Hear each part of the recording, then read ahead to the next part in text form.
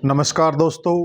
आज मैं आपको एक ऐसे गांव का इतिहास बता रहा हूं जिस गांव ने गदर में मुसलमानों से लोहा लिया और जिसकी एक विशेष उपलब्धि रही है।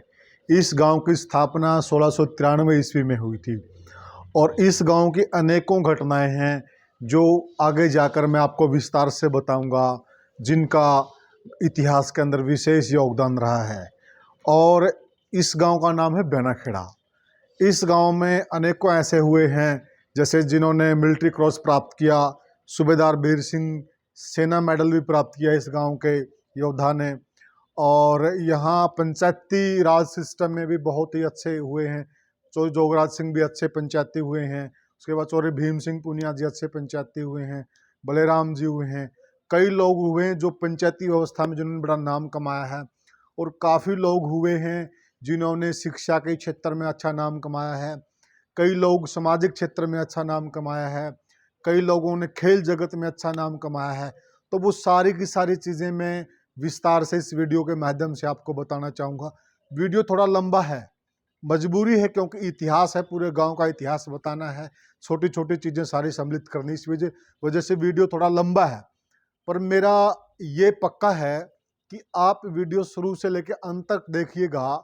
आपको काफ़ी कुछ जानकारी इस वीडियो के माध्यम से गांव बेनाखेड़ा के बारे में मिलेगी। एक ऐसी वीरता की कहानी, एक ऐसी वीरता जो उस टाइम के नौजवानों ने दिखाई और जो कि एक असंभव चीज़ थी, असंभव चीज़ को संभव कर दिखाया, वो भी आपको इस वीडियो के माध्यम से मिलेगा। तो आगे चलकर ये पूरा विस्तार से आप देखिए। नमस्कार दोस्तों, मैं हूं कुलदीप सिंह पुनिया और कैमरे के पीछे है मनदीप राज पुनिया और आप देख रहे हैं द विलेज लाइफ। आज हम हैं गांव बेनाखेड़ा में और इस गांव की जो कहानी है वो मैं आपको बताने जा रहा हूं। बहुत ही गौरवशाली कहानी है। कहानी शुरू होती है जिन्नावादी सोच से। जिन्नावादी सोच अंग्रेजों की कूटनीति और मुगलों का आतंक, सन 1948 डिवाइडेशन, बंटवारा, वहाँ से इस गांव की कहानी शुरू होती है। और जो गांव की आबादी थी वो बहुत थोड़ी थी और जो गांव में नौजवान थे वो चंद नौजवान थे।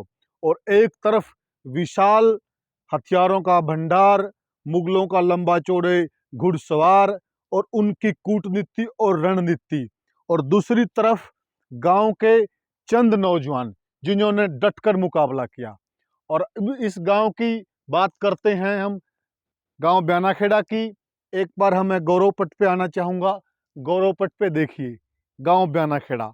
गांव बेनाखेड़ा खरक पुनिया से आते हैं दादा भोजा, और भोजा राम के यहाँ दो पुत्र होते हैं।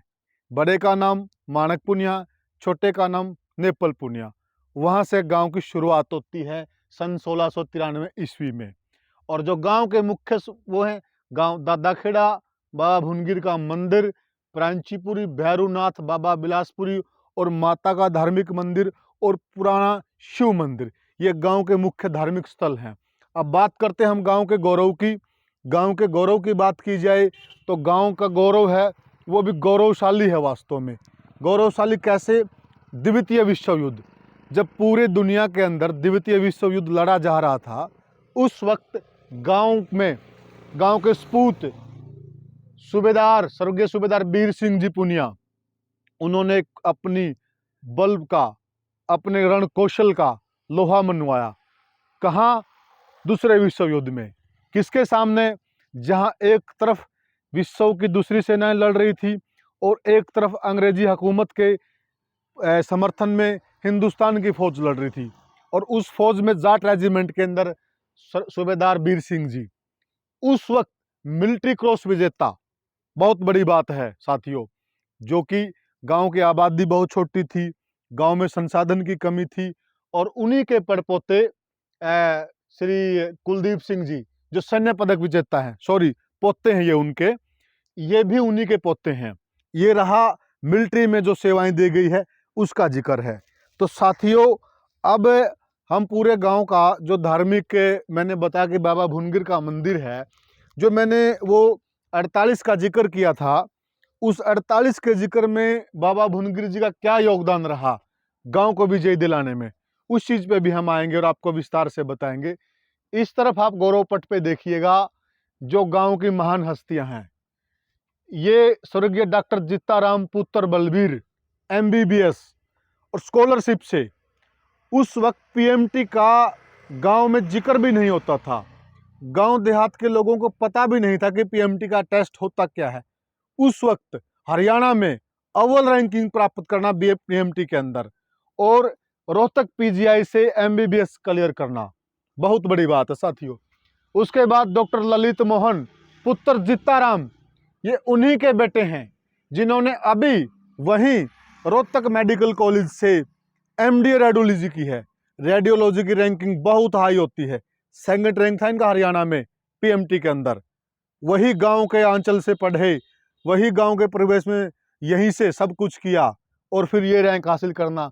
और जो जिताराम है उनका तो पूरा का पूरा सारा जो स्टडी काल था बाल्यकाल का सारा इसी सरकारी स्कूल का, जो ये अब यहाँ सरकारी स्कूल हमारे बगल में, जो पहले उधर गांव में होता था, ये सारा का सारा उनका स्टडी काल यही इसी स्कूल का था। सरकारी स्कूल से पढ़कर PMT में रैंक हासिल करना बहुत बड़ी बात है। फिर हम आते हैं रमेश कुमार पुत्र सरजीत, जो कि हरको बैंक के प्रबंध निदेशक हैं। ये वो गांव के लाल हैं, ये वो होनहार हैं जो इसी मिट्टी से में पले बढ़े, यही सरकारी स्कूल में इन्होंने शिक्षा हासिल की और फिर एक ऐसे ऊंचे मुकाम पर पहुंचे, बहुत बड़ी बात है अपने आप में। और ये ऐसे ही नहीं हुआ, इनके अथक प्रयास, अथक मेहनत। अब हम स्कूल के अंदर चलेंगे और स्कूल के अंदर आपको पूरी वो चीजें विस्तार से दिखाएंगे। ये वही सरकारी स्कूल है जिसका हमने जिक्र किया था। स्वरूप इसका बदला हुआ है। जिस वक्त ये जो घर नौजवान हैं गांव के, जो गांव के लाल हैं जिन्होंने गांव का नाम रोशन किया है, उस वक्त का जो स्वरूप है वो भी हमें आपको दिखाएंगे और वो वही बिल्डिंग आपको दिखाएंगे। अब ये सीनियर सेकेंडरी स्कूल है गांव ब्यानाखेड़ा का। और ये देखिए आप, उधर जो क्रांतिकारों की तस्वीर लगी, शहीद आजम भगत सिंह हैं, सुखदेव हैं, राजगुरु जी हैं, तीनों की तस्वीरें लगी हुई इनकलाब जिंदाबाद। ये वही इनकलाब जिंदाबाद है जिससे प्रेरित होकर उस टाइम सैकड़ों लाखों नौजवान उस क्रांति की लड़ाई में, उस आज़ादी की लड़ाई में कूद पड़े थे। और उसके बाद ये ऊपर माता सरस्वती की तस्वीर है, बेटी बचाओ बेटी पढ़ाओ। ये सारी की सारी जो नीतियां हैं उन्हीं नीतियों के रिजल्ट हैं। और ये आप पूरा गांव के स्कूल का प्रांगण का व्यू देखिएगा, अंदर आप देखिएगा कितना अच्छा वेल डेकोरेट किया हुआ है, सुविधाएं हैं जो बिल्कुल अच्छे तरीके से। उस वक्त ये चीज़ें नहीं थी, लेकिन आज कहीं न कहीं इन चीज़ों के लिए प्रशासन को कहना पड़ेगा, प्रशासन की प्रशंसा भी करनी पड़ेगी कि एक गांव के देहात के स्कूल में एक इस तरह की आप बिल्डिंग देखिए, आप पौधे देखिए, आप इधर आप ग्राउंड का व्यू देखिए, पूरा हरियाली देखिए। ये चीज़ें कहीं न कहीं प्रशासन ने एक शुरुआत की और उस शुरुआत के अच्छे नतीजे हैं। इधर आप देखिए ये प्लेग्राउंड है पूरा, बहुत ही अच्छा प्लेग्राउंड है और प्लेग्राउंड के चारों तरफ पेड़ लगे हुए हैं, भरपूर हरियाली है। और इस तरफ देखिए ये पूरा का पूरा प्रांगण, ये वाटर हार्वेस्टिंग सिस्टम है, ये भी एक अच्छी पहल है। इस पे हमने एक वीडियो पहले भी बनाया था, मनदीप राजन और मैंने, जो कि ICIC फाउंडेशन भी इस तरह के काम कर रहा है, वो भी एक अच्छी चीज़ है। ये पूरा स्कूल के इस तरफ जो बिल्डिंग्स हैं ये क्लासरूम हैं, इनमें क्लास चलती हैं, सोलर पैनल लगा हुआ है, ये भी एक अच्छी चीज़ है। आज ही मैं मोदी जी का एक बयान पढ़ रहा था कि 2070 तक हम जो ग्रीन हाउसेज गैसेज हैं जो पर्यावरण को नुकसान पहुंचा उनको जीरो कर देंगे। वो जीरो कैसे होंगी? वो ऐसे ही होंगे जैसे ये सोलर पैनल लगे हुए हैं। जो आज हमारी ज़रूरतें हैं वो इस तरह की जो नेचुरल एनर्जी है उससे ही पूरी होंगी, तब जाकर ये सारे प्रयास रंग लाएंगे। तब जाके जो वो बात है जो मोदी जी ने कही है, जो मीटिंग थी संयुक्त राष्ट्र में, जो एनर्जी की मीटिंग थी, तो उसमें जो कही है वो बातें तभी एक जो एनर्जी समिट था उसमें उनका असर होगा। ये चीज़ें सब ऐसे ही होंगी। तो ये पूरे स्कूल का प्रांगण है। और इसके बाद हम आपको लेके चलते हैं उस पुराने स्कूल में, जहाँ की बिल्डिंग लगभग वैसी ही है जो जिताराम जिस टाइम पढ़ाई करते थे, डॉक्टर जिताराम, उनके बेटे ने भी वहीं से पढ़ाई की है, रमेश जी ने भी वहीं से पढ़ाई की है, कुलदीप जिसने सैन्य पदक हासिल किया है उसने भी उसी बिल्डिंग से पढ़ाई की है, और कहीं न कहीं हमने भी उसी बिल्डिंग से पढ़ाई की है। तो वो बिल्डिंग हम आपको दिखाएँगे, लगभग उसमें थोड़ा बहुत ही चेंज है। वो बिल्डिंग है गाँव के बीच में विद्यमान, ये नई बिल्डिंग है। तो आओ अब हम आपको वहाँ लेके चलते हैं। वो पुरानी बिल्डिंग है स्कूल की, पुराना भवन, जिसमें जो हमने ज़िक्र किया था कि वो सही जो जितने भी गांव के लाल हैं, जिन्होंने गांव का नाम रोशन किया है, वो इसी प्रांगण से, इसी भवन से निकले हैं। यहीं से शिक्षा प्राप्त करके उन्होंने गांव का नाम रोशन किया है। जिनमें अनूप कुमार सनोप राहमेर जो नेशनल में पदक विजेता हैं, उनका भी बहुत बड़ा योगदान है गांव का नाम रोशन करने में। नेशनल में पदक हासिल करना, जो कि गांव की कुश्ती की परंपरा इतनी ज़्यादा रही नहीं है, कबड्डी की परंपरा रही है, कुश्ती की परंपरा, पुराने कुश्ती के प्लेयर हुए हैं, लेकिन नेशनल तक कोई नहीं पहुंचा। ये लड़का नेशनल तक पहुंचा है, इसने भी गांव का नाम रोशन किया। आइए अब हम अंदर का आपको दिखाते हैं, अंदर का जो प्रांगण है। और ये वो अंदर का प्रांगण है पुराने भवन का। ये विद्यालय परिवार आपका हार्दिक अभिनंदन करता है। ये वो छोटा सा स्कूल जिसमें ये सारे के सारे नौनिहाल या लाल जिन्होंने गांव का नाम रोशन किया, इसी भवन से पढ़े। हम भी इसी भवन से पढ़े हैं, मेरी भी शिक्षा इसी प्रांगण से हुई है। ये जो आप देख रहे हैं पीपल का पेड़ बहुत पुराना है। दूसरी क्लास में मैंने भी इस पेड़ के नीचे बैठकर शिक्षा प्राप्त की है। वो खाद का कट्टा और उस पर बैठ के शिक्षा प्राप्त करने का आनंद ही कुछ और होता था। मनदीप राज की शिक्षा भी यहीं से रही है, और जितने ये गांव के पदक विजेता हैं विभिन्न क्षेत्र में, इनकी सबकी शिक्षा यहीं से हुई है। इसी स्कूल की देन है जो गांव के ये जिन्होंने नाम रोशन किया है, इन लालों को इसी स्कूल ने, इसी प्रांगण ने दिया है। पहले यहाँ ये पीछे जो आप देख रहे हो, ये पुराने कमरे होते थे, इनके अंदर ये प्राइमरी सेक्शन होता था। इस तरफ वाले जो कमरे हैं वो बाद में बने हैं, और बाद में ये नए कमरे बन गए हैं। जो पुराने कमरे थे इनके भी छत वगैरह तोड़ के चेंज की हैं, काफ़ी इसमें भी चेंज हुए हैं। पर मोस्टली जैसे ये पेड़ है, ये पेड़ जो पीपल का पेड़ है, यही एक मुख्य केंद्र होता था, एक मुख्य जगह होती थी। इसी के नीचे वो चटाइयाँ लगती थी, इसके नीचे वो खाद के कट्टे होते थे, यूरिया खाद के कट्टे बच्चे घर से लेके आते थे। जो आजकल चटाइयाँ आ रही हैं जिनको, वो उस टाइम यहाँ इतना तामझाम नहीं होता था, क्योंकि ये ग्रामीण रूरल क्षेत्र, रिमोट क्षेत्र का स्कूल था, इतना तामझाम नहीं था। तो बच्चे अपने घर से अपना यूरिया खाद का कट्टा लेके आते थे, उस पर बैठकर यहाँ शिक्षा हासिल करते थे। और ये जो वाटर हार्वेस्टिंग सिस्टम जो नए भवन में भी लगा हुआ है, वो यहाँ पर भी लगा हुआ है। और इस तरफ ये स्कूल के जो पीछे का कक्ष है, पीछे के कक्ष के ठीक बैक साइड में जो बाबा भैरवनाथ का मंदिर है, और इस दिशा में जो उत्तर दिशा है, उत्तर दिशा में बाबा भुनगर जी महाराज का मंदिर विद्यमान है। और जो पीछे के कक्ष के बाद ये वाला जो पोर्शन है, ये वाला कक्ष है, वो पहले प्राइमरी कक्ष होता था। ये जब स्कूल मिडिल बन गया था, 8वीं तक का बन गया था, उसके बाद ये वाला पोर्शन ऐड कर दिया था, ये बिल्डिंग्स बन गई थी। उसके बाद मैट्रिक का भी यहीं इसी बिल्डिंग में हो गया था, और +2 का होने के बाद, सीनियर सेकेंडरी होने का बाद उस बिल्डिंग में इसका स्थानांतरण हुआ है। तो 10वीं तक के जो बच्चे थे उस वक्त, जिन्होंने 10वीं तक पढ़ाई की है, वो इसी भवन की देन है।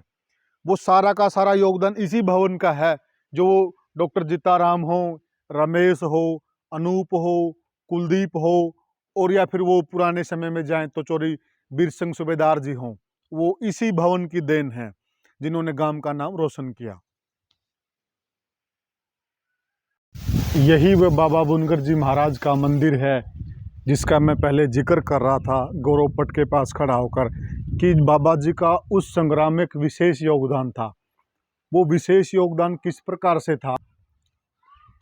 से था, उसका जिक्र हम पूरा विस्तार से आपको बताएंगे।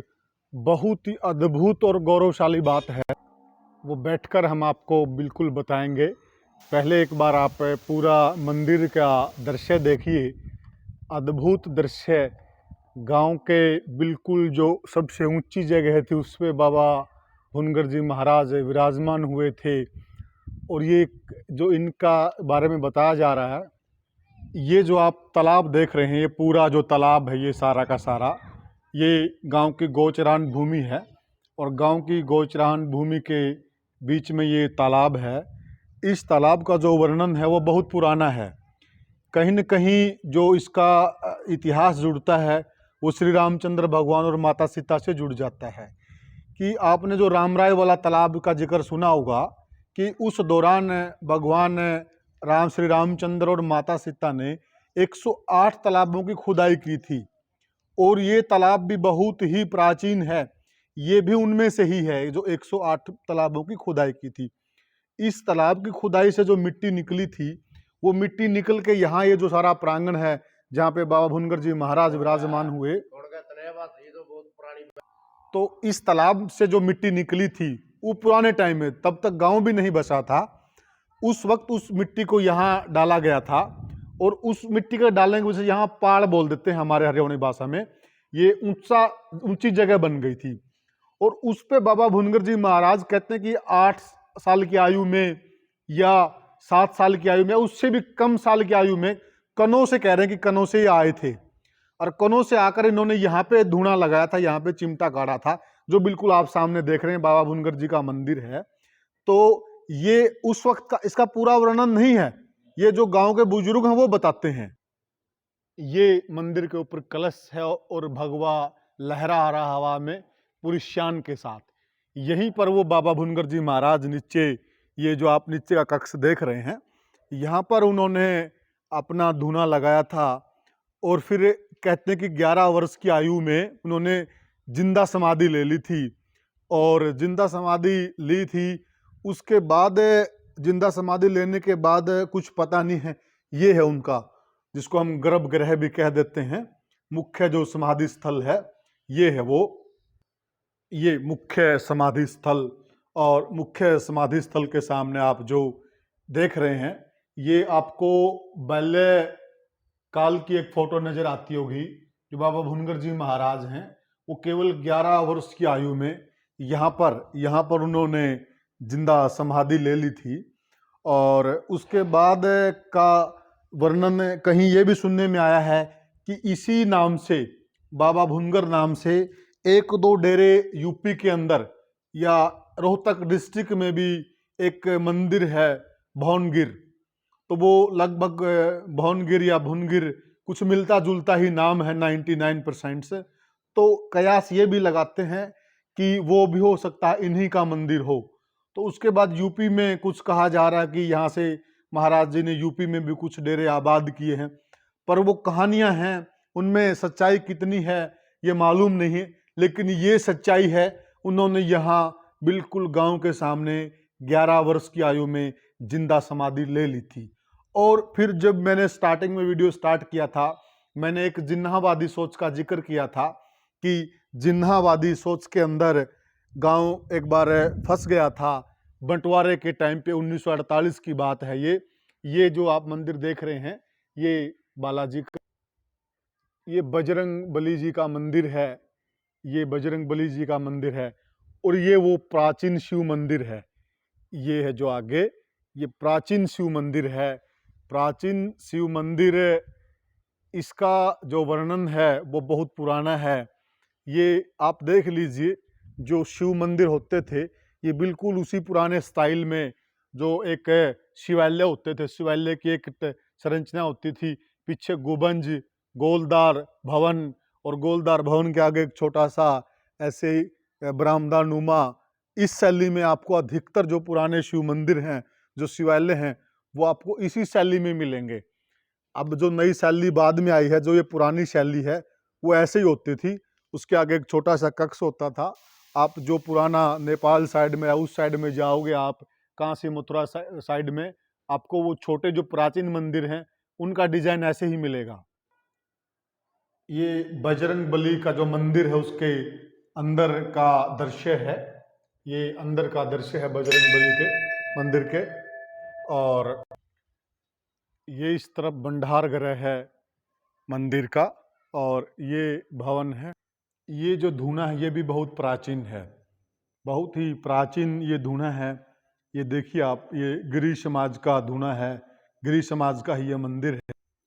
ये भगवान श्री कृष्ण झूले में झूल रहे हैं और ये जो मंदिर कक्ष है जहाँ पे साधु महात्मा महंत जी का निवास स्थान है, ये उसके दृश्य हैं। ये आप जो सामने तस्वीर देख रहे हैं, ये महाराज जी हैं, महावीर गिरी जी, जो फिलहाल डेरे का संचालन करते हैं इस वक्त। ये उनकी तस्वीर है। ऊपर जो तस्वीर देख रहे हैं वो बाबा भुनकर जी महाराज और उनके चरणों में जो बैठे हैं महावीर गिरी जी। एक बार दोबारा मैं आपको तालाब की तरफ ले आया हूँ। एक बार आप इस दृश्य को गौर से देखिए, आपको कितना सुकून महसूस होगा, कितनी शांति महसूस होगी। और जो ये तालाब के ऊपर से कल कल बहती हुई हवा आ रही है, यह भी अपने आप में बहुत ही अति उत्साहवर्धक और बहुत ही आनंद देने वाली हवा है। और आप ये जो सामने दिखाई दे रहा है, ये धौला कुआं है गांव का। इसका जो इतिहास है वो भी बहुत स्वर्णिम है और बहुत ही पुराना है। ये गांव का सबसे पहला कुआं यही है। बुजुर्ग कहते हैं, हमने हमारी दादी से और हमारी माँ से भी सुना है, कभी इसके अंदर 100 हाथ की रस्सी चलती थी। 100 हाथ मतलब 100 मीटर, इतने नीचे पानी होता था।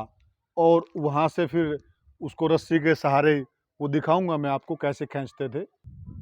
और ये हवा में पीपल के पेड़ के पत्ते, ये पत्तों की आवाज़ सुनिए आप, और उस आवाज़ की शांति और उस आवाज़ के अंदर एक जो अद्भुत सुकून है, उसको थोड़ा महसूस कीजिए आप। अगर वीडियो के माध्यम से वो आप महसूस कर पाएँ तो मुझे पक्का विश्वास है कि आपको अति आनंद आएगा। ये दृश्य देख के ही अति आनंद आएगा आपको। ये ऐसे सुकून भरे दृश्य ये आपको ग्रामीण अंचल में ही मिल सकते हैं, शहरी अंचल में ये आपको नहीं मिल सकते। और अब हम पहुंच गए हैं बाबा प्रांचीपुरी महाराज के मंदिर में। ये बाबा प्रांचीपुरी महाराज जी का समाधि स्थल है। ये जो पुराना समाधि स्थल है वो इस तरफ है, और उसके बाद इसको मंदिर का नया जीर्णोद्धार किया। और जीर्णोद्धार करने के बाद का जो ये है जो कक्ष है, ये नया कक्ष है मंदिर का। जो पुराना कक्ष है वो है।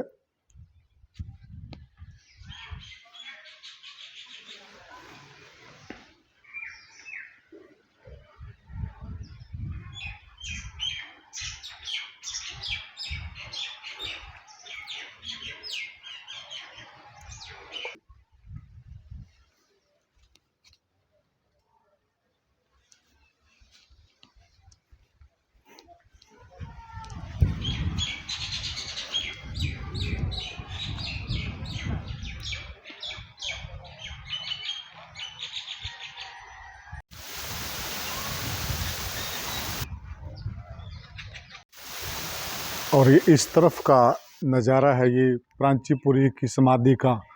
और इस तरफ से भी आप तालाब का दृश्य देखिए। ये सामने वही जो धौला कुआं जिसका मैंने आपको जिक्र किया था, ये इस तरफ से जो दृश्य इस तरह का दिखता है आपको। और उधर सामने जो आप देख रहे हैं वो बाबा भुनकर जी महाराज का समाधि स्थल। और समाधि स्थल के ये इस तरफ ये देखिए, ये घाट हैं। ये सामने जो आपको नज़र आ रहे हैं, ये बहुत ही प्राचीन घाट हैं। ये जब तालाब का निर्माण हुआ था उस वक्त यहाँ दानवीरों ने घाटों का निर्माण करवाया था। और सामने जो ये क्षेत्र देख रहे हैं आप, ये जो भूमि है, ये गोचरान भूमि है। ये जो आप देख रहे हैं ये गोचरान भूमि है, ये वाटर वर्क्स है। और इधर ये सब ये जो जगह पड़ी है ये गोचरान भूमि है। वो प्राचीन जो धौला कुआं, ये इसमें आपको सामने दिखाई दे रहा है। ये इधर ये देखो, इसको डोल बोलते थे हम हरियाणवी में, आज भी बोलते हैं। बच्चे थे जो अपना पिप्पा होता है घी का, ये टीन होता है, उस टीन को काट कर बनाया जाता है। इस पे इस तरह से रस्सी बांधी जाती है। और पहले जो दूसरे ज़माने में किसी और चीज़ के होते होंगे, इस पे ये पुली है, पुली पे ये रस्सी चढ़ी हुई है। और इसको इस तरीके से घुमा के, ऐसे घुमा के इससे पानी निकाला जाता है। और इसमें आप देखिए, ये देखिए आप, जो पत्थर ये जो है, ये जो पुरानी वास्तुकला है उसका एक नमूना है। और जो ये दीवार है कुएं की, ये छोटी ईंटों से पक्की की गई है। और नीचे आपको ये पानी दिखाई दे रहा है। ये जो पानी मैं बता रहा था कि हमारे जो बुजुर्ग बताते हैं कभी इसमें 100 हाथ की रस्सी चलती थी। 100 हाथ की रस्सी का मतलब 100 मीटर की रस्सी। ये जो रस्सी है, ये 100 मीटर की रस्सी चलती थी। तो उस वक्त ये कितना गहरा होगा, इसका पानी कितना गहरा होगा, और उसको खींचने के लिए ये ऐसे लंबी, ये जो पक्की की हुई है, ये जो आप देख रहे हैं, इस तरीके से चलती थी ये जो इस तरफ भी रस्सी चलती थी, इस तरफ रस्सी चलती हुई हमने देखी है जब हम छोटे थे। वैसे अमूमन जो इस तरह के कुएं होते हैं उसमें चारों तरफ रस्सी चलती हैं, चारों तरफ ही पानी निकालने का सिस्टम होता है। और ये तीन ओर आप इसके देख भी रहे हैं, एक तरफ इधर तालाब था इसलिए थोड़ी दीवार निकलवा दी थी, भाई कोई खतरा ना हो जाए, बच्चे बच्चे ना गिर जाएं। और इधर से आप बाबा भुनगर का भी एक व्यू देख, तालाब का ये व्यू, और उधर वो पीपल का पेड़, जिस पेड़ का मैं जिक्र कर रहा था, उसको ही आप सकूल कह लीजिए पुराने ज़माने का। अब मैं पहुंच गया हूं वीर सिंह सूबेदार जी के घर पे, ये उनका घर है। और आइए हम जानते हैं, उनकी यहाँ तीसरी और चौथी पीढ़ी मौजूद है, वो इतिहास इनसे। ये सूबेदार जी के जो पोते हैं, उनका नरेश का ये मकान है। जैसा कि मैंने आपको बताया था कि ये वीर सिंह सूबेदार के पोते, तीसरी पीढ़ी, नरेश कुमार, ये उनका घर है। और यहाँ पर जो मैंने आपको पीछे वीडियो में दिखाया है, बाबा भुनगर जी का मंदिर, उनकी तस्वीर लगी हुई है। इस गांव में ये बात क्लियर है, आप जिस भी घर में जाएंगे आपको बाबा भुनगर की तस्वीर अवश्य मिलेगी। अब बात करते हैं हम सूबेदार वीर सिंह जी की। ये सूबेदार वीर सिंह जी की फोटो है। इस तस्वीर पे आप नजर डालिए, यही वो तस्वीर है उस वीर बांकुरे की जिसने अपने रण कौशल का लोहा मनवाया। किस समय? दूसरे विश्व युद्ध में। दूसरे विश्व युद्ध में उन्होंने विक्टोरिया क्रॉस प्राप्त किया था। विक्टोरिया क्रॉस जो होता था वो आज का जो अपना महावीर चक्र है उसके समकक्ष होता था। ये उसी रण बांकुरे सूबेदार वीर सिंह जी की तस्वीर है जवानी के साथियों। और इसमें ये देखिए आप, ये 1965 में इनका निधन हो गया था। आप इनके चेहरे का नूर देखिए, आप वो तेज देखिए, आप तेज देख के अंदाजा लगा लेंगे कि आजादी से पहले भी जो हमारे रण बांकुरे थे वो किसी से कम नहीं थे। ये कोई छोटी बात नहीं है। उस वक्त जो विक्टोरिया क्रॉस को प्राप्त करना बहुत बड़ी बात है। मिलिट्री क्रॉस और विक्टोरिया क्रॉस को प्राप्त करना, इन्होंने मिलिट्री क्रॉस प्राप्त किया था। जो मिलिट्री क्रॉस है वो बहुत बड़ा पदक होता था उस वक्त। ये बात है आजादी से पहले की। और यहाँ पर जो ये तस्वीर लगी हुई है, ये जो तस्वीर लगी हुई है, ये उन्हीं के पोते नरेश की तस्वीर लगी हुई है। और ये इधर जो तस्वीर लगी हुई है जो मैंने वहां पर दिखाया था, ये कुलदीप कुमार जो पोते हैं वीर सिंह के सूबेदार के, इनकी तीसरी पीढ़ी भी सेना में, जो मैंने आपको बताया था। और ये जो MC का मतलब होता है मिलिट्री क्रॉस, ये मिलिट्री क्रॉस है। और अब मेरे साथ मौजूद हैं इनके पोते नरेंद्र सिंह पुनिया। अब नरेंद्र सिंह पुनिया से मैं इनका पूरा जीवन काल समझूंगा कि इनका जो जीवन काल है वो कैसे रहा, कब इन्होंने आर्मी ज्वाइन की और कब ये शौर्य प्राप्त किया। तो मेरे साथ है नरेंद्र सिंह पुनिया। नरेंद्र भाई, सबसे पहले तो आप हमारे दर्शकों को राम राम कह दीजिए। जी राम राम। नरेंद्र भाई, जो ये विशिष्ट योगदान रहा गांव के इतिहास में सूबेदार वीर सिंह जी का, हाँ, तो उस वक्त इतनी कम सुविधाएं थी, इतनी कम सुविधाएं होने के बावजूद एक इतने अच्छे मुकाम पर पहुंचना और गांव का नाम रोशन करना, थोड़ा हमें ये बताइए कि ये कब आर्मी में ज्वाइन हुए और कब इन्होंने इस चीज की शुरुआत की। ऐसा मैं आपको बता, हमारे बुजुर्गों से जैसे हमें जो भी पता है, जो भी सुना है उनसे, कि मेरे दादाजी का जन्म हुआ था 1912 में। जी। 1912 में जन्म होने के बाद और 1929 में जाट रेजिमेंट उन्होंने ज्वाइन की थी, जी। सेकंड जाट में। जी। और 1939 टू 45 जो सेकंड वर्ल्ड वार हुआ था, जी। उसमें उनकी वीरता बहादुरी को देखते हुए, जी। उनके रण कौशल को देखते हुए सरकार ने, अंग्रेजी शासन ने जी। उनको मिलिट्री क्रॉस अवार्ड से नवाजा गया था। 1945 में, 1945 आज़ादी से पहले। आजादी से पहले। हाँ, जी, उस टाइम पे की ये उपलब्धि है।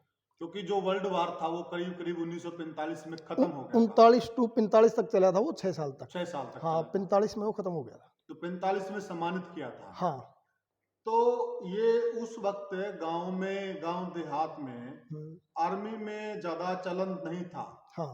कोई कम ही बंदा होता था, गांव का विरला ही आदमी होता था जो आर्मी की तरफ जाता था। हम्म, तो ये सूबेदार साहब का रुझान कैसे बना आर्मी की तरफ? वो तो आप ये मानो कि शायद भगवान ने ही भेजा होगा उनको जी उस टाइम पे, क्योंकि बड़ा जमाना था, कोई गाइड करने वाला भी नहीं था, जी। बस यही मानते। तो इन्होंने वो मिलिट्री क्रॉस प्राप्त किया था। हाँ, तो मिलिट्री क्रॉस को आज के युवा समझना चाहें तो वो कैसे समझें? मिलिट्री क्रॉस को अगर आप समझो तो उस समय का जो मिलिट्री क्रॉस था वो सेकंड दर्जे का था। पहले दर्जे पे था Victoria cross, Victoria cross. Second पे था मिलिट्री क्रॉस। और अगर उसको आज के ज़माने में देखा जाए तो मिलिट्री क्रॉस को आप महावीर चक्र इसके समकक्ष माना जाता है। महावीर चक्र के हाँ, समकक्ष। आज़ादी के बाद ये इनके नाम चेंज कर दिए गए। तो अपने आप में ये बहुत बड़ी बात है, बहुत बड़ी। क्योंकि उस टाइम गुलाम देश, हम्म, संसाधनों की कमी, पता नहीं मेडल चीज ही क्या होती है, बिल्कुल बिल्कुल। और उस वक्त मिलिट्री क्रॉस प्राप्त करना, तो ये अपने आप में बहुत बड़ी बात है। मैं आपको एक और बात बताता हूँ। जो 1939 टू 45 जो वर्ल्ड वार था, जी उसके अंदर सिर्फ छह छह आदमियों को ही मिलिट्री क्रॉस मिला था। अच्छा। उनके मैं नाम आपको दिखाता हूँ, देखो। जी पहले नंबर पे है कैप्टन कैरिक एंडरसन, ये आप जूम करके देख सकते हो। जी कैप्टन कैरिक एंडरसन। जी और दूसरे नंबर पे सूबेदार स्वरूप सिंह, तीसरे नंबर पे सूबेदार वीर सिंह, जी और चौथे नंबर पे है राम नारायण, जी पांचवें नंबर पे है उमेद सिंह, जी छठे नंबर पे है फैजल अली। जी। ये छह मिलिट्री क्रॉस ही मिले थे सेकंड वर्ल्ड वार के क्या अंदर। बात है, क्या बात है, ये बहुत इतनी बड़ी पुरानी बात है। जानकारी। साथियों, एक बार आप थोड़ा सा इस चीज को आप एक बार गौर से देखिए। ये जो मेरे हाथ में है, ये honours and award pre independence, यानी कि आजादी से पहले उस वर्ल्ड वार के अंदर 6 आदमियों को ही पदक मिले थे, जिनमें सबसे पहले ये कैप्टन एंडरसन थे जो अंग्रेज थे, और दूसरे नंबर पे थे स्वरूप सिंह, और तीसरे नंबर पे थे सूबेदार वीर सिंह जी। बहुत बड़ी बात है साथियों, कोई छोटी बात नहीं है। सेकंड वर्ल्ड वार के अंदर सेकंड वर्ल्ड वार के अंदर तो उन्होंने पूरी दुनिया। अपने रण कौशल का लोहा मनवाया। नरेंद्र भाई, आपने जो ये हमें बात बताई, हाँ, ये बहुत ही रोचक बात बताई है, और अगर आज की युवा पीढ़ी इसको देख रही है तो वो थोड़ा समझे इस चीज को और महसूस करे कि जो हमारे गांव के रणबांकुरे थे वो कोई आम रणबांकुरे नहीं थे। क्योंकि हम उस चीज पे भी आएंगे कि जब मुगल बहुत मजबूत थे, और जिन्नावादी सोच का मैं पहले वीडियो में जिक्र कर चुका हूं, उस जिन्नावादी और अंग्रेजों की कूटनीति के कारण गांव पे हमला भी हुआ था और मुस्लिमों ने हमला किया था, और उस हमले का जवाब भी ऐसे ऐसे रणबांकुरों ने दिया था। उस हमले के अंदर भी मेरे दादाजी मौजूद थे। जी हाँ, वो भी एक ऐतिहासिक पल है, क्योंकि ऐतिहासिक बात है। वो जो गदर कहो आप जिसको, जी जी 1947 में जो गदर हुआ था, जी, गदर बोलते हैं उस उसको। टाइम पे मेरे दादाजी पेंशन आ चुके थे। जी 1946 में मेरे दादाजी पेंशन आए थे, 47 में ये गदर हुआ था। गदर हुआ था। हाँ। तो वो गदर में भी रणबांकुरों ने बड़ा अपना रण कौशल का लोहा मनवाया था, और वो इन्हीं रण बांकुरों की देन रहा है। वो बड़ी बात है। तो ये जो इन्होंने मिलिट्री क्रॉस प्राप्त किया, तो उस वक्त उस जमाने में इनको क्या इसके लिए विशेषताएं या क्या स्पेशल मिला कुछ, या उस जमाने में इतना कुछ होता नहीं था? उस जमाने की अगर मैं बात करूं तो इतना ज़्यादा एडवांस सिस्टम नहीं था हमारी सरकार का, और जो भी है। जब मेरे दादाजी पेंशन आए, ऐसा बताते हैं कि उनकी पेंशन जो थी, जी सूबेदारी की पेंशन जो थी, मात्र 69 रुपीज़, जी। 69 रुपये अरे क्या पेंशन थी उस टाइम पे, देखिए आप 1946 के अंदर। जी और जो ये मिलिट्री क्रॉस था, इसकी एक्स्ट्रा से 35 रुपये पेंशन थी। जी तो टोटल 104 रुपये मंथली इनकम थी मेरे दादाजी की। जी उस समय के 104 रुपये, आज की क्या बात करें हम, कितने कह सकते हैं उनको, बहुत ज़्यादा हुआ करते जी जी थे जी 104 रुपये। जी जी जी ये बात है। वैल्यूएशन के हिसाब से अगर आंका जाए तो वो भी एक बहुत बड़ी राशि होती बहुत है, बहुत ज़्यादा। बहुत बड़ी राशि हाँ। होती थी। और आजकल तो खैर काफी सुविधाएं मिलती हैं। उस कोई टाइम बंदा, पे इसके अलावा कोई और सुविधा तो शायद नहीं थी। जी, बस कोई और कोई स्पेशल बात हो जो सूबेदार साहब से जुड़ी हो और आप दर्शकों के साथ शेयर करना चाहते हो? और तो ज़्यादा जानकारी तो नहीं है। बाकी ऐसा सुनने में आता है कि वो सामाजिक आदमी थे, सबसे मिलनसार थे। जी। अच्छा नरेंद्र भाई, हाँ जी। अब हमने ये भी सुना है कि जो आपकी तीसरी पीढ़ी जिसमें आप भी हो हाँ। और आपके बड़े भाई भी सेना में शामिल हुए हम्म। आपके दादा से प्रेरणा लेके, तो उस बारे में भी बताइएगा। मेरे बड़े भाई कुलदीप जी, जी जो आजकल मिलिट्री से रिटायरमेंट होने के बाद सेल टैक्स एंड एक्साइज में जी फिलहाल नौकरी कर रहे हैं। हिसार ड्यूटी है उनकी, रेजिडेंस भी हिसार ही है। जी वो करीब 20 साल की उम्र में सन 2001 में मिलिट्री में ज्वाइन किया उन्होंने। जी 20 साल के थे तब वो पहली ही भर्ती में गए थे और पहली ही भर्ती में वो सिलेक्ट हो गए। जी। वो थे 18 जाट में। 18 जाट में। हाँ, 18 जाट में। तो उनको 2017 के अंदर उनकी पोस्टिंग थी नौशेरा, जम्मू कश्मीर। जी उसमें जो मुठभेड़ हुई, उसमें जो ऑपरेशन था वो, उन्होंने उस मुठभेड़ में 3 आतंकवादियों को ढेर किया था।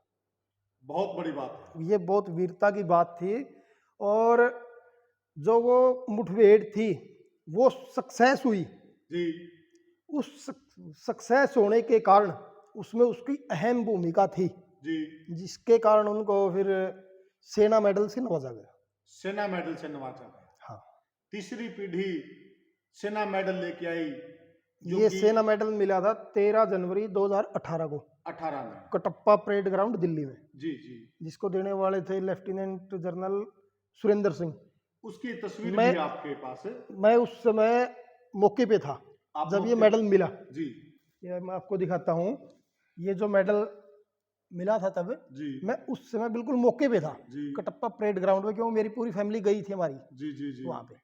तो ये दर्शकों आप देखिए एक बार इसमें नीचे, रिसीविंग गैलेंट्री अवार्ड सेना medal from army CDR in army parade ground Delhi. Delhi के अंदर परेड ग्राउंड में ये कुलदीप हैं, इस तरफ जो खड़े ये कुलदीप हैं, और कुलदीप को ये सेना मेडल से नवाजते हुए सीनियर अधिकारी। तो जो वीर सिंह सूबेदार जी ने मिलिट्री क्रॉस प्राप्त किया और उन्हीं के पोते ने उन्हीं के कदमों पे चलते हुए, उन्हीं के नक्शे कदमों पे चलते हुए सेना मेडल प्राप्त किया। तो ये सच्चाई है, जो नसों में खून होता है वो खून भी अपना रंग दिखाता है। अब जो नसों में खून था वो रणबांकुरों का था, तो रणबांकुरों का खून फिर वो रंग लाएगा। तो नरेंद्र भाई ये भी अपने आप में एक बहुत बड़ी बात थी जी। तो आपकी पहली पीढ़ी सेना में, फिर तीसरी पीढ़ी में आपका ये योगदान रहा, तो ये बहुत अच्छी बात है और इसको हम अप्रिशिएट करते हैं। अच्छा साथियों, ये दोबारा से मैंने मोबाइल खोला है। ये जो आप देख रहे हैं ये जाट सेंटर बरेली के अंदर आज भी ये वीर सिंह सूबेदार जी का जो इतिहास है वो स्वर्णिम अक्षरों में वहां पे दर्ज है। आप कोई भाई अगर वहां जाट सेंटर में जाओगे बरेली के अंदर, तो वहां आपको आपका जो सीना है, जो बंदा पुनिया परिवार से जुड़ा हुआ, इस गांव से जुड़ा हुआ है, वो गौरव से चौड़ा हो जाएगा, क्योंकि हमारे बुजुर्गों ने ऐसा काम किया है। क्योंकि सीना चौड़ा होने वाली जो बात है वो हमारे बुजुर्गों ने हमें दी है। ये आप गौर से देख लीजिए, ये आप इसको एक बार देख के महसूस भी कीजिए कि कितने गौरव की बात है ये। और आप ये देख रहे हैं नेपल पाना की ऐतिहासिक चौपाल है ये। आप देखिए ये चौपाल का एक दृश्य देखिए आप, कितना विशालकाय और कितना भव्य दृश्य है। ये जो वास्तुकला है, ये वास्तुकला उस दौर की वास्तुकला है। इसका जो निर्माण कार्य है वो 1946 में हुआ था। 1946 की जो निर्माण शैली थी वो इसी टाइप की थी और उसी कला का ये नमूना है। कितनी अद्भुत है जो ये इसमें आप जो कलाकृतियाँ देख रहे हैं, तस्वीरें देख रहे हैं, ये जो ऊपर तस्वीर है ये उस दौर की है। बाकी जो ये तस्वीरें हैं ये बाद में सम्मिलित की गई हैं। पर इसका जो ओवरऑल जो दृश्य है या जो बिल्डिंग की संरचना उसी शैली की है। स्टील का वर्क है, ये सारा का सारा बाद में किया गया है। ये अभी इसका रेनोवेशन किया गया था, उसी रेनोवेशन का ये हिस्सा है। क्योंकि जो हमारी पुरानी धरोहर हैं, अगर उन धरोहरों को हम संभालेंगे नहीं, उनकी रिपेयर नहीं करेंगे तो वो ढह जाएंगी। इसलिए ये बहुत ही अच्छा कार्य है और समय समय पे ये करना भी चाहिए, क्योंकि हमारी धरोहरों को हम ही संभाल के रखेंगे तो कौन रखेगा। ये आप अंदर का दृश्य देखिए। आप अंदर जो ये आप चारपाइयाँ देख रहे हैं, ये जो चारपाइयाँ हैं ये हमारे ताऊ जी होते थे चतर सिंह पहलवान, वो इस शैली की जो चारपाइयाँ हैं ये उनको जो अब रस्सियों से भरी हुई हैं, इस शैली की चारपाइयाँ वो भरते थे। और वो एक बहुत ही सामूहिक व्यक्ति कह लो आप उसको, या एक जो सार्वजनिक काम होते हैं उनमें एक जो न्यूट्रल आदमी होता है, जो न्यूट्रल चेहरा होता है, तो वो उस प्रकार के व्यक्ति थे। इस तरह के कामों में बढ़ चढ़ कर हिस्सा लेते थे और अपनी जो कर्तव्य का निर्वहन है वो बिल्कुल तन्मय ढंग से करते थे। ये 2 फ्लोर की है, 2 मंजिल की है, ये ऊपर का माला है। देखिए आप, ये उस टाइम की जो वास्तुकला का ये नमूना है। आज भी ये आँखों को इतनी अच्छी लगती है, लगेगी क्यों नहीं, क्योंकि जो उस टाइम की वास्तुकला है, जो निर्माण शैली, वो बड़ी अद्भुत और बड़ी न्यारी है। जैसा कि मैंने वहाँ गौरव पट पे आपको दिखाया था, वहाँ डॉक्टर जीताराम सनोप बलबीर सिंह पूनिया, और मैं अब बलबीर सिंह पूनिया के मकान में हूँ और मेरे साथ हैं डॉक्टर जीताराम के दोनों लड़के। छोटे वाला है डॉक्टर ललित मोहन और बड़े वाला सतीश पूनिया, तो दोनों ये मेरे साथ हैं। अब हम जिक्र करते हैं उस विशिष्ट पहचान का जो डॉक्टर जीताराम ने गांव बेनाखेड़ा के अंदर एक ऐतिहासिक पहचान बनाई, जिसमें गांव का नाम भी रोशन किया, और फिर उसी विरासत को दोनों कुंवरों ने बखूबी संभाला और वैसे ही गांव का नाम रोशन किया जैसे डॉक्टर जीताराम ने किया था। सतीश, राम राम भाई। राम राम। सतीश भाई, जैसा कि गौरवपट से हम चले थे, गांव का इतिहास हम बता रहे हैं लोगों को, तो गौरवपट पे डॉक्टर जीताराम का जिक्र था। तो डॉक्टर जीताराम ने उस दौर में, जिस दौर में संसाधन गांव में जीरो थे, बिल्कुल, पीएमटी के बारे में कोई जानता भी नहीं था कि पीएमटी का टेस्ट क्या होता है। बिल्कुल, उस दौर में पीएमटी का टेस्ट क्लियर करना और उस दौर में उसमें क्वालिफाई करना और रोहतक पीजीआई से पीएमटी एमबीबीएस करना अपने आप में एक बहुत बड़ी बात थी। तो उस विषय पर थोड़ा सा हमें बताइए कि वो सफ़र उन्होंने कैसे शुरू किया और कैसे। देखो, वैसे तो मेरे पापा जी जो हैं 1996-7 में जो एक्सपायर हो गए थे, मैं काफ़ी छोटा था, मतलब 5-6 साल के थे जी। तो हमें इतना ज़्यादा हमें पता नहीं है कि उन्होंने क्या कुछ किया होगा, मतलब कैसे उन्होंने सफ़र किया है, कितनी ज़्यादा मेहनत की है। हाँ, बस यही सुना है बड़े बुज़ुर्गों से कि हाँ, काफ़ी हार्ड वर्क थे, पढ़ाई में भी पूरा करते थे, आकर के वहाँ से रोहतक पीजीआई से आकर के यहाँ पर गांव में भी पूरा हाथ बटाते थे, काम में भी और सभी के साथ हंसना, मतलब उनकी एक खूबी थी, बातें करना, मतलब सभी का उसका स्वभाव जो है सभी को पसंद आता था। जी। तो बस मैं यही कहूँगा कि उनके बारे में यही सुना है, जैसा कि भाई आपके पापा की तरह आप भी बनना।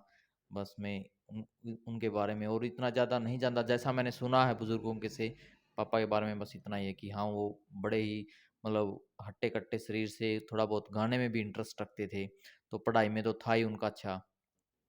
तो बस इतना ही कहना चाहूँगा। साथियों, ये सच्चाई है। उस टाइम पे सतीश भी काफ़ी कम उम्र के थे जिस टाइम वो दुर्भाग्य से दुर्घटना हो गई थी, और वो पूरे एरिया के लिए बहुत बड़ा सदमा था। ये सच्चाई है। और ललित तो बहुत छोटा था उस वक्त। ये है कि मैं बताता हूँ एक जिक्र। हम छोटे थे उस वक्त, हमें भी थोड़ा क्रेज था, स्कूल में हम हल्की फुल्की रनिंग के लिए जाते थे। सुबह सुबह का टाइम था, स्कूल के ऊपर हरियाणवी रागनी की आवाज़ हमें दूर तक सुनाई दे रही थी। हम दूर से आवाज़ सुनते, हमें सोचा कि आज सुबह सुबह ऐसा कौन गायक आ गया जो सुबह सुबह हरियाणवी गायक रागनी गा रहा है। हम हैरानी चकित। उसके बाद हम धीरे धीरे स्कूल की तरफ बढ़ते हैं, स्कूल के अंदर जाते हैं, आवाज़ हमें और ज़ोर से आने लग जाती है। उसके बाद हम स्कूल की छत पे जाते हैं। छत पर जाकर हमने देखा हमारे बड़े भाई डॉक्टर जीताराम हरियाणवी रागनी इतनी ज़बरदस्त तरीके से, जैसे जो एक बिल्कुल प्रोफेशनल गायक होते हैं, जो सीखे हुए गायक होते हैं, जिनका लंबा चौड़ा अनुभव, उसी लेवल में, उसी तन्मय ढंग से डूब कर हरियाणवी रागनी इतनी जबरदस्त गा रहे थे। उस दिन हमने रेस नहीं लगाई, रनिंग नहीं की, हम सारा शारीरिक अभ्यास बैठकर छोड़कर वहां बैठकर हमने पूरी रागनी सुनी। और फरमाइश थी, हमारे साथ 3-4 और थे, उन्होंने 3-4 रागनियों की फरमाइश की, उन्होंने वो सारी रागनी हमें सुनाई। खूबी देखिए आप, पीएमटी में रैंक, आप हरियाणवी कल्चर के पुरोधा, आप उस हरियाणवी कल्चर को उठा के पूरे तरीके से आगे लेके जा रहे हो।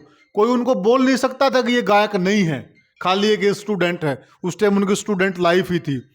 और वो सुबह 4 बजे उठ के, हमने ये भी सुना है कि खेत में जाके वो हल भी जोतते थे, इतनी मेहनत। और उसके बाद फिर 7 बजे घर पे आना, तैयार होकर फिर स्कूल में जाना, कितने अथक प्रयास किए हैं। अब मैं डॉक्टर ललित से पूछूंगा, जो कि इन्होंने उसी परंपरा को, जो बीच में एक कड़ी अधूरी रह गई थी किसी वजह से, दुर्घटना की वजह से, उस कड़ी को पूरा करने का काम किया ललित ने। ये हमारा घर और गांव तो इस बात के लिए इनको धन्यवाद दे ही रहा है कहीं न कहीं, लेकिन पूरा एरिया ही इस चीज के लिए गर्वित महसूस करता है कि उस चीज को आगे लेके जाने का काम ललित ने किया। ललित बेटा राम राम। राम राम। हमारे दर्शकों को भी राम राम कर दीजिए। राम राम। ललित बेटा, हाँ जी। जो डॉक्टर जीताराम ने उपलब्धि हासिल की, वो बहुत बड़ी उपलब्धि थी, और वो दुर्भाग्य रहा एरिया का, वो बीच में टूट गई, और उसको आप लगातार अब कंटिन्यू कर रहे हो। तो आपके जहन में ऐसी क्या चीजें हैं और आप क्या करना चाहते हो? देखो, किसी भी व्यक्ति का जब वो समझने के लायक होता, तो एक कोई ना कोई मकसद बन जाता उसका। जी।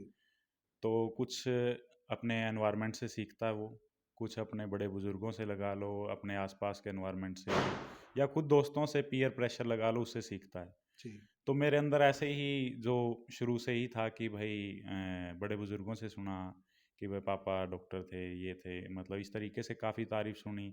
तो एक वैसे ही नेचुरल तरीके से एक झुकाव हो गया इस पेशे के लिए जी। कि डॉक्टर बनना है। तो फिर जो पीएमटी में रैंक भी ठीक आ गया था, फिर एमबीबीएस की, तो फिर पता लगा कि इसमें भाई अच्छा, मतलब समाज सेवा भी है, सारी चीज़ें हैं एक ही, मतलब जॉब भी, सिक्योरिटी भी है, समाज सेवा भी है, पैसे भी हैं। तो सारा कुछ मतलब मिला के एक डॉक्टर प्रोफेशन में इसलिए अच्छा भी लगता है, इसमें भगवान का दर्जा दिया जाता है। जी। तो जो ये चीज़ है, इसने सबसे ज़्यादा, किसी को भी अगर आप भगवान के बराबर रखते हैं, तो उस चीज़ में जाहिर सी बात है, उसमें उसकी इंटरेस्ट लगा लो, जी। या उसमें उसका काम करने का मन करता है। जी। जब जी। उसको उस काम की वजह से उसको इज्जत भी मिल रही है, जी। जी। जिसमें मन कर रहा है। जी। तो इसलिए इस प्रोफेशन में मेरा आने का मन किया, और इसी को कंटिन्यू कर रहा हूँ मैं भी। जिस वक्त डॉक्टर ललित, जिस वक्त माँ बाप का या पेरेंट्स का बच्चे को सबसे ज़्यादा सहारे की ज़रूरत होती है, वो सहारा मुझे मालूम है नहीं मिला। उसके बावजूद आपकी जो शिक्षा थी, प्राथमिक शिक्षा रूरल से रही, रूरल एरिया से रही, और रूरल एरिया में संसाधन कम, और संसाधन कम होते हुए आपने इतने अच्छे लेवल पे इतना बड़ा रैंक प्राप्त किया। हरियाणा में आपका 2nd रैंक रहा पीएमटी के अंदर। तो ये आपको मतलब कहाँ से शिक्षा मिली, और ये आपको कैसे ये सफ़र आपने हासिल किया? मेरी जो 10वीं तक की रही है शिक्षा, वो तो आसपास के गांव से ही रही है, डाटा गांव से, खेड़ी गांव से रहा, और खुद अपने गांव से, ब्यानाखेड़ा गांव से ही रही है। तो कहीं 3-4 साल ऐसे टुकड़ों में रही है। फिर +1 में मैं हिसार गया था, +1 +2 वहीं से करी, उसी टाइम कोचिंग भी ली थी पीएमटी की। फिर पीएमटी का टेस्ट जो है क्लियर हो गया था, 2nd रैंक हरियाणा में था। फिर उसके बाद पीजीआई रोहतक में एडमिशन हुआ, वहाँ पे फिर 5 साल, 5.5 साल एमबीबीएस की। फिर उसके बाद एमडी किया, अभी एमडी कंप्लीट हुआ है 2-3 महीने पहले ही, और अभी उसके बाद एसआरशिप का कोर्स चल रहा है। तो जो मेन बात समस्या आती है गांव में, संसाधन की आती है, गाइडेंस की आती है। 1 सेकंड, इस वीडियो के माध्यम से हमारा वीडियो बनाने का मकसद भी यही है। इसको गांव के युवा तो देख ही रहे होंगे, गांव के बच्चे भी देख रहे होंगे, आस पड़ोस और जहां ये वीडियो जाएगा वहां भी बच्चे देख रहे होंगे। आप समझना इस चीज को, और इससे प्रेरणा लीजिए आप। और जैसे ये बच्चे आगे बढ़े हैं, जैसे परिवार की रीढ़ टूट जाती है, परिवार की रीढ़ टूट गई थी, उसके बावजूद इन बच्चों ने इतनी अच्छी मेहनत की और ये मुकाम हासिल किया है। इससे आप शिक्षा लीजिए, ये बातें गौर से सुनिए जो डॉक्टर ललित बता रहे हैं। फिलहाल ये एमडीए रेडियोलॉजी की इन्होंने रोहतक पीजीआई से, छोटी उपलब्धि नहीं, बहुत बड़ी उपलब्धि है, क्योंकि मैं भी इस पैसे में रहा हूँ 10-15 साल। मुझे मालूम है कि एक डॉक्टर, उसके पास इतनी पैसा है, इतने संसाधन है, वो अपने बेटे को पता नहीं कहाँ कहाँ कोचिंग दिलवाता है, और उसके बाद बड़ी मुश्किल से वो पेड सीट पे अपने बच्चे का एडमिशन करवाते हैं, और वो उपलब्धि इस बच्चे ने अपनी मेहनत से हासिल की है। आप इसको समझिए एक बार, जो डॉक्टर ललित बता रहे हैं, और उससे सीख लीजिए। तो सबसे पहले गाइडेंस के बारे में बताना चाहूँगा। 10वीं तक तो नॉर्मल सी पढ़ाई होती है जैसे सबकी है, कोई उसमें दिक्कत वाली बात नहीं है। अपना नॉर्मल रूटीन जो है, पढ़ो, पढ़ाई करो, मौज मस्ती करनी, खेला कूदी करनी, जो करना कर सकते हैं, कोई दिक्कत नहीं है। लेकिन 2 साल जो हैं पीएमटी के लिए, +1 और +2, उन्हीं का सिलेबस पीएमटी के सिलेबस में आता है। +1 +2 उसको जो है ध्यान से पढ़ना है, ध्यान से मेहनत करनी है। उस टाइम पे सबसे ज़्यादा है कि आप कितना कंसंट्रेशन उस काम में दे सकते हैं, लगन लगा सकते हैं। जुनून जुनून जब तक नहीं होगा, कोई भी बड़ा काम, बड़ा टेस्ट क्लियर नहीं होता। तो सबसे पहले जुनून की ज़रूरत है। जुनून पैदा होगा तब पढ़ने का मन भी करेगा, तब पढ़ाई में मन भी लगेगा और आप मेहनत कर सकते हैं, थकावट नहीं होगी। नहीं तो 2-3 घंटे बाद ऐसा लगेगा कि भाई मन थक गया, पढ़ने में मन नहीं लग रहा, ये समस्या आएगी। जी तो जुनून पैदा करना ज़रूरी है अपने अंदर। उसी को लक्ष्य बना के चलना है कि हाँ, मेरा इस दिन ये टेस्ट है, उससे पहले मैं रुकूंगा नहीं, थकूंगा नहीं। चाहे बारिश हो, बूंद आए, नींद आए, कुछ आए, भूख हो, प्यास हो, सबको एक साइड में छोड़ के आपको सबसे एक ही चीज़ ज़रूर रखनी है, सबसे पहले, कि मेरा ये लक्ष्य है। उसके बियॉन्ड आपको कुछ नहीं सोचना। जी घर परिवार जॉब है, उसको साथ लेके चलना है, लेकिन ज़्यादा वक्त भी ख़राब नहीं करना कि भाई घर परिवार के साथ वक्त गुजारना, लेकिन वक्त ख़राब भी नहीं करना। पढ़ाई में ही वो 2 साल आपके हैं, उसके बाद आपको गाइडेंस की ज़रूरत ज़्यादा नहीं पड़ती एक बार सिलेक्शन होने बाद कॉलेज में। तो पहले अपना लक्ष्य बनाओ कि मुझे करना क्या है। भैया MBBS करनी है, IIT करनी है, नॉन मेडिकल लेनी, मेडिकल लेनी है। सबसे पहले तो अपना जुनून पहचानना जी ज़रूरी है। जी किसी भी को देख के नहीं करना चाहिए कि उसने ऐसा किया IIT की तो मैं IIT करूँगा, मैं MBBS करूँगा, उसने देख के। अपने मन में जो है, जी जी किसी का हो सकता है IAS बनने का सपना हो, किसी का हो सकता है डॉक्टर बनने का हो, जी तो दोनों को अलग नहीं करना, अलग अलग रखना है। और फिर जो है जुनून की बात है और मेहनत की बात है। मन लगा के पढ़ने से हो जाता है, ऐसी कोई दिक्कत नहीं है कि ना हो। और प्रॉपर गाइडेंस, एक थोड़ी बहुत कोचिंग की ज़रूरत ज़रूर पड़ेगी आपको, क्योंकि एक गांव की जब आप पृष्ठभूमि से रखते हैं इस ताल्लुकात, तो आपको दिक्कत आती थोड़ी सी शुरू में। तो इसलिए मेरे ख्याल से कोचिंग की तो ज़रूरत पड़ती है जी +1 +2 के टाइम पे। नहीं तो फिर आपको मेहनत और एक्स्ट्रा करनी पड़ेगी। वो बिल्कुल बात सिंपल है कि आप बिल्कुल उसका फिर कवर करना चाहते तो मेहनत ज़्यादा करिए। तो उन्हीं 2 चीज़ों में जो है आपका मन लगना चाहिए कि मुझे पढ़ाई करनी है, और कोई यूँ नहीं है कि आपको किसी और बड़े संसाधन की कुछ ज़रूरत है। ज़रूरत है एक विद्यार्थी की एक टेबल लैंप और एक मेज़ और उसके ऊपर पड़ी हुई किताब। इससे अधिक अगर किसी विद्यार्थी की ज़रूरत है, तो वो फिर उसका पढ़ने का मन नहीं है। ठीक बात। सिर्फ ये 3 चीज़ें चाहिए पढ़ने के लिए, और चौथी चीज़ पढ़ने के लिए किसी विद्यार्थी को ज़रूरत है ही नहीं। और जब भी आप किसी भी मतलब लक्ष्य को देखते हैं, तो अपने आगे लक्ष्य का एक वो जो भी अपने दिमाग में रखना है और उसको ध्यान में रखते हुए हमें पढ़ाई करनी है। सिंपल है, कोई वो नहीं है कि भाई इसमें उलझना है या वो करना है। डिस्ट्रैक्शन बिल्कुल नहीं, 2 साल पढ़ाई करो बस, उसके बाद हो जाएगा, कोई दिक्कत नहीं है। जैसा कि आप देख रहे हैं, डॉक्टर ललित मोहन पुनिया ने आपको बताया कि आपको ज़्यादा तामझाम की ज़रूरत नहीं है। आपको 3-4 बेसिक सी चीज़ें रखनी हैं। अपना माइंड सेट क्लियर रखना है, अपने को इधर उधर भटकाना नहीं है, और जो मूलभूत चीज़ें इन्होंने बताई हैं, अगर आप उनसे चलोगे, उन चीज़ों को गौर से लोगे आप, और आपका लक्ष्य क्लियर है, तो दुनिया की कोई ताकत नहीं आपको आगे बढ़ने से रोक दे और लक्ष्य तक पहुंचने को आपको रोक दे। ये दोनों बच्चे इस चीज का एग्जाम्पल है, उदाहरण बैठे मेरे साथ हैं।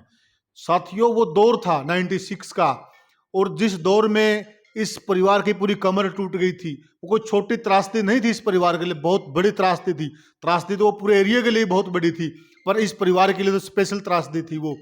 फिर भी इस परिवार को ने ये परिवार संभला। बच्चे छोटे थे, इन बच्चों को भी संभाला, और बच्चों ने जुनून से मेहनत की और अपने लक्ष्य को मछली की आंख की तरह रखा, और आज ये उस मंजिल पर पहुंच भी गए हैं। और आपका सौभाग्य है कि इस वीडियो के माध्यम से आप इनकी जीवनी सुन रहे हो, इनकी मेहनत का आप सुन रहे हो, इन्होंने मेहनत कैसे की है, तो वो आपके लिए एक रामबाण हो सकती है। इसको आप रामबाण के रूप में ही लीजिएगा, अदरवाइज आप भटक जाओगे, कोई फ़ायदा नहीं है उस चीज़ का। तो मैं डॉक्टर ललित मोहन आपसे ये भी जानना चाहूँगा, बच्चा +2 कर लेता है, +2 के बाद बच्चों को थोड़ी सी दुविधा होती है उस टाइम में कि हम कौन से कोचिंग सेंटर को ज्वाइन करें, वहाँ के एक थोड़ी प्रॉब्लम आती है, थोड़ा उस विषय पे बताइए बच्चों को। कोई भी ऐसा नहीं है कि ये एक इंस्टीट्यूशन है, 3-4 नाम हैं जो आज बड़े हैं, आकाश हो गया, एलन हो गया।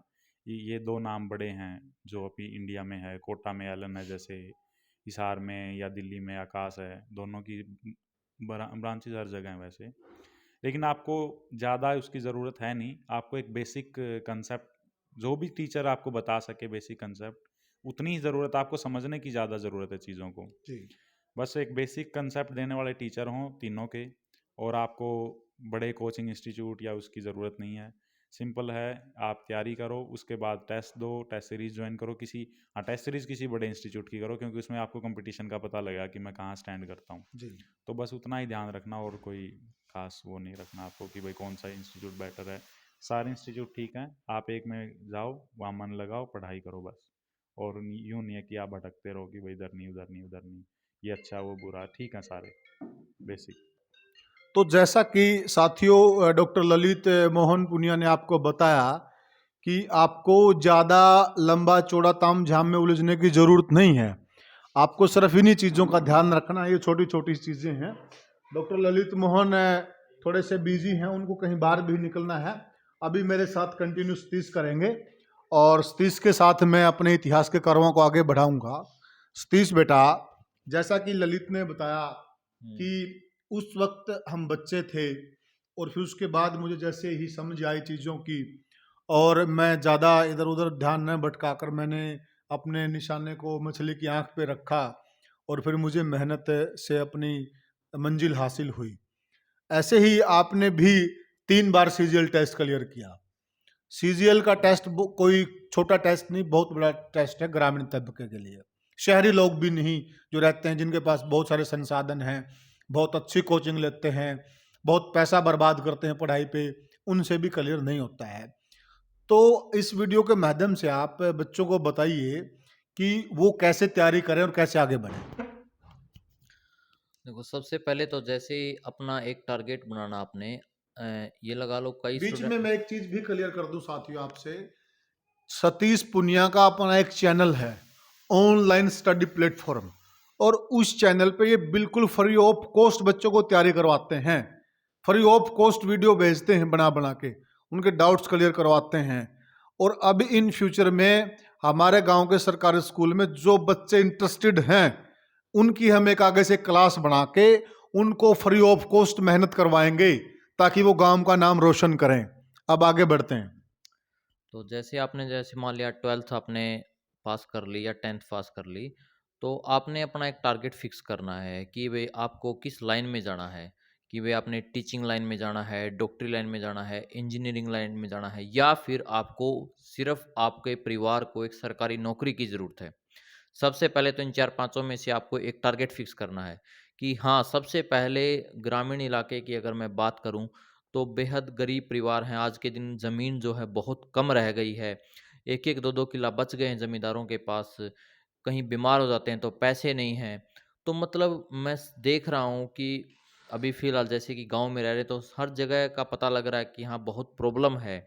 गरीबी में बहुत दिक्कतें आती हैं। तो सबसे पहले तो मैं यही कहना चाहूँगा कि जो गरीब घर के स्टूडेंट हैं, तो उनके लिए एक सबसे पहले सरकारी नौकरी घर में होना बहुत ज़रूरी है, ताकि वो अपने पैरों पर खड़े हो करके उसके बाद भी आप जो है यूपीएससी की तैयारी कर सकते हैं, आप किसी दूसरे फील्ड में जा सकते हैं। ठीक है, तो आपने क्या, सबसे पहले तो यही है कि अगर आपके बहुत अच्छे मार्क्स हैं तो आप मेडिकल लाइन में या आईआईटी लाइन में जा सकते हैं। ठीक है, बेसिक सी अगर आप गरीब परिवार से हैं और आप ये सोचते हैं कि मेरे घर में एक सरकारी नौकरी हो, तो आपने जो है एक टीचिंग लाइन होती है उसमें जाने की कोशिश न करें, क्योंकि आजकल क्या हो रहा है, टीचिंग लाइन में बेहद ही कम गवर्नमेंट वैकेंसी निकल रही हैं।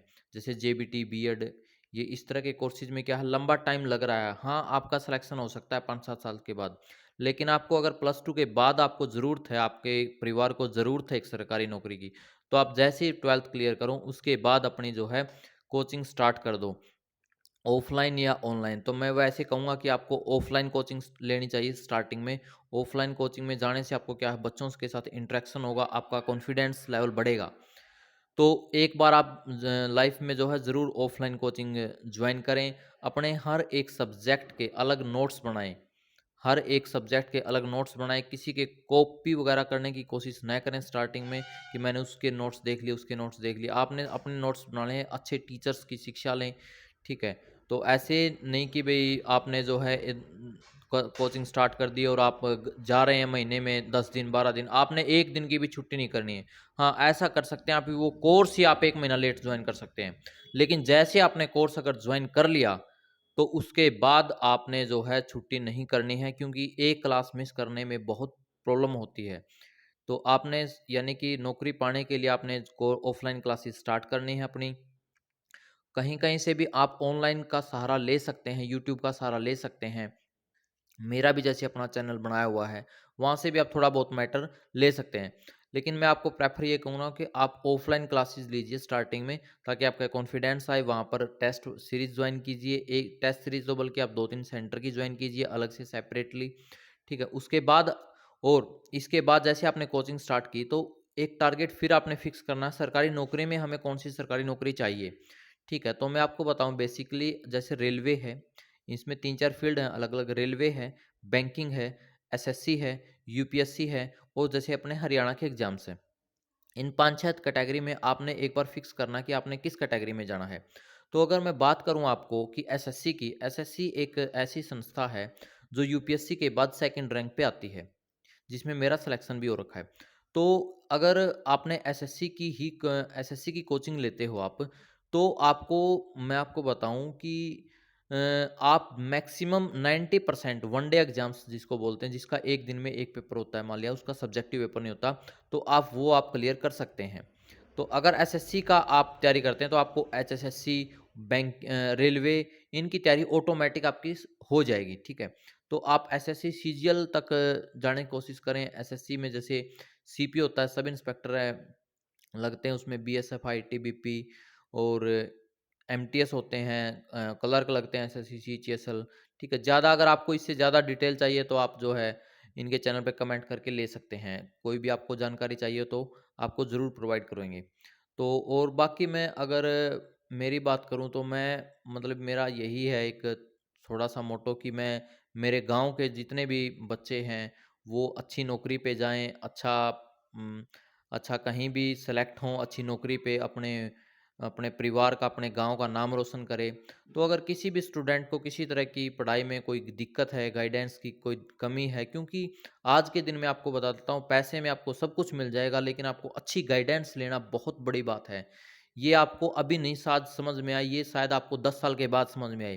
क्योंकि ज़्यादातर लोग क्या हैं, पीएचडी करके घूम रहे हैं, उनको कुछ नहीं मिल रहा, नौकरी नहीं मिल रही है। प्रॉब्लम क्या आ रही है? यही प्रॉब्लम आ रही है कि उनको गाइडेंस की कमी है कि आपको पढ़ना क्या है, यही नहीं पता लगता। कौन-सी बुक पढ़नी चाहिए, कौन-सा क्या पढ़ना चाहिए, आपको पता ही नहीं लगता। जब तक पता लगता है, तब तक आपका टाइम निकल जाता है।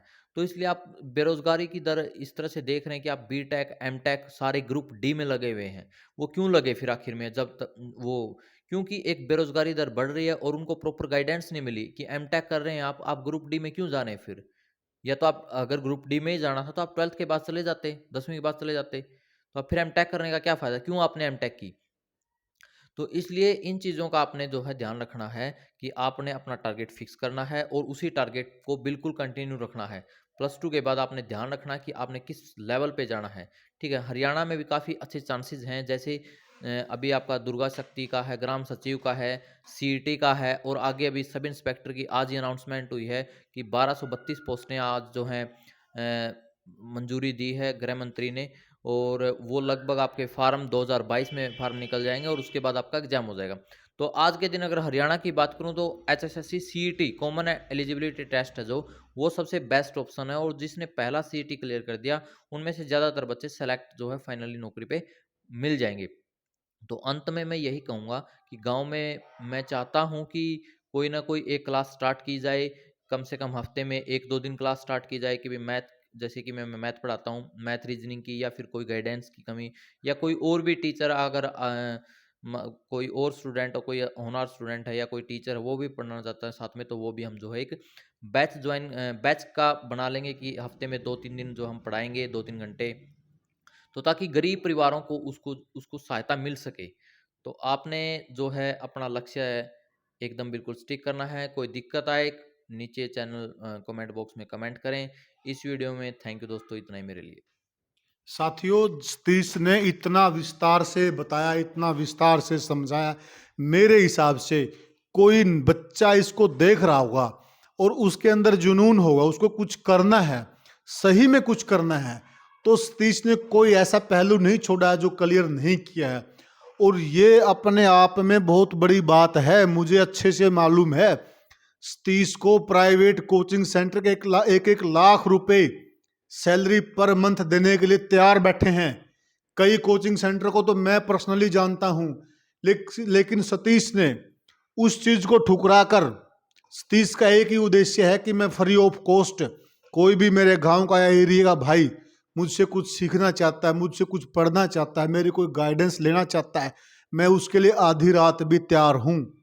हम यहाँ सारी आपको रहने की सारी फैसिलिटी अरेंज करा देंगे। साथियों, जिस भाई को जरूरत है, ये इस विषय पे हमारा 3-4 बार डिस्कस हुआ है, मेरा और सतीश का कई बार डिस्कशन हुआ है, और हम चाहते हैं दोनों इस चीज को करना कि कोई भी बच्चा वो नाम कमाए, एरिया का नाम करे और अपने परिवार को भी आगे बढ़ाए।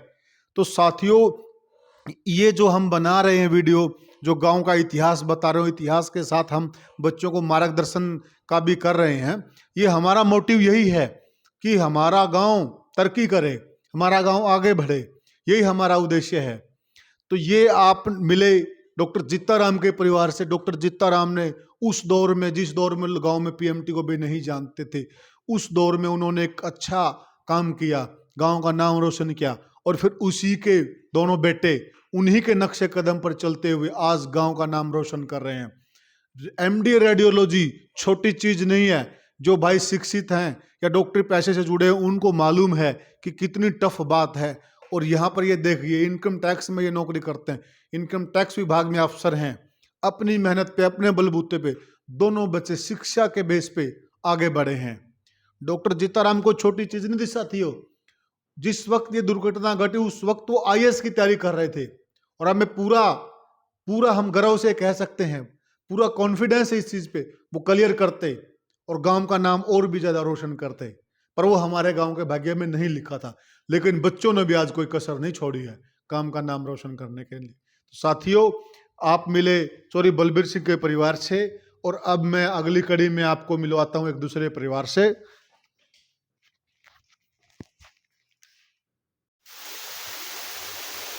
जैसा कि मैंने शुरू में आपको बताया था और बाबा भुनकर जी के मंदिर में भी मैंने ये चीज़ बताई थी कि जो जिन्नावादी सोच का भी मैंने जिक्र किया था, वो जिन्नावादी सोच क्या थी।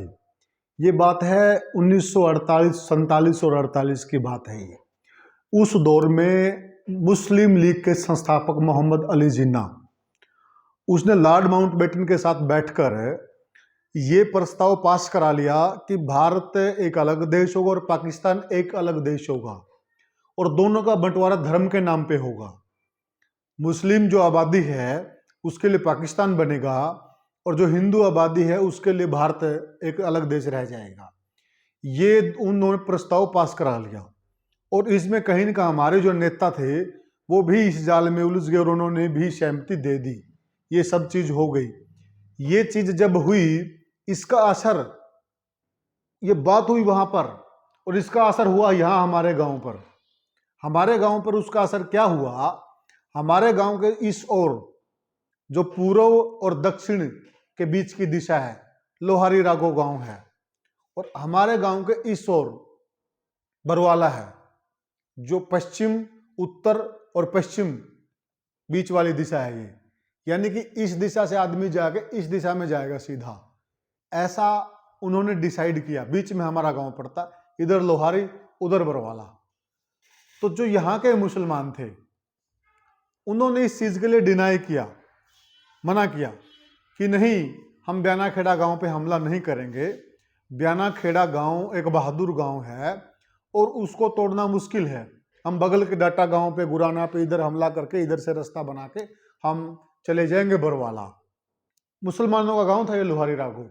यहाँ के मुसलमानों ने यहाँ से होकर बरवाला, बरवाला से पाकिस्तान जाना था और पाकिस्तान जाना था, लेकिन बाहर से भी मुसलमान आए हुए थे। वो कैसे माने इस चीज को? बुजुर्ग बता रहे, हम नहीं थे उस वक्त, कि उनके पास करीब करीब 700-800 घुड़सवार थे, ज्यादा भी हो सकते हैं। बंदूकें उनके पास थी, पैदल उनके पास बहुत लोग थे, लठैत थे उनके पास। एक तरफ बहुत बड़ा अमला, 3-4 हजार की सेना कह लीजिए आप उसको, 3-4 हजार लठैत, बंदूकधारी, घुड़सवार, वो अमला, और एक तरफ एक छोटा सा गांव जिसकी आबादी 500-700 और जिसमें युवा 100-150 युवा जो उस मुकाबले को, उस लड़ाई को लड़ सकते हैं। उनमें भी कोई यहां पर नहीं था, बाहर थे। अचानक वो हमला हुआ था। ये बात उसी गदर भी बोलते हैं, वो जो दौर था उस दौर को गदर भी कहा जाता है।